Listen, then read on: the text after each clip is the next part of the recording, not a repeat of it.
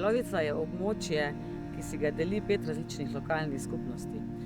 Je tudi območje, kjer se prepletajo različne zgodbe, želje in interesi raznolikih deležnikov. Zato je zelo pomembno, da najdemo na območju skupni imenovalec in tudi enotno upravljamo območje. Model upravljanja je v bistvu pripomoček, ki je koristen za ljudi in za naravo. Za ljudi, tako za domačine kot za obiskovalce, zato ker bomo vsi ohranili mir.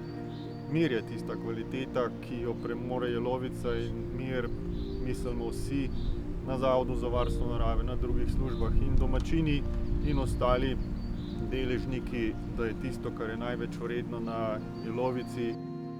Predvsem je z gozdom treba upravljati, se pravi, da je treba večkrat na leto pogledati, kaj se v gozdu dogaja.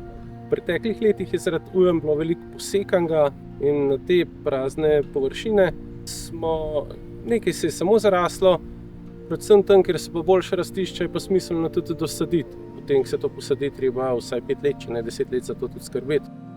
Ideja projektnih partnerjev je, da bi se ustanovila neka posvetovalna skupina oziroma telo, ki bi vključevala vse te različne deležnike, se pravi, to telo bi se nekako srečevalo parkrat na leto in bi predebatiralo tiste žgoče teme oziroma probleme, ki se pojavljajo v tem prostoru. Zaključuje se 2-letni projekt Jelovica, v katerem smo začeli sodelovanje na tem območju in vsi projektni partnerji, deležniki upamo, da bo to en kamenček v mozaiku, s katerim bomo naprej trajnostno razvijali stvari, ki so dobre za naravo in za ljudi na tem območju. Interpretacija narave. Gozdovi.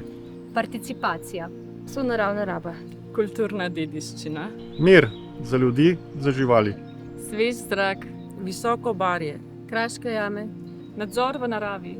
Vračanje naravnega gozda. Biotska raznovrstnost. S sodelovanjem nam je uspelo.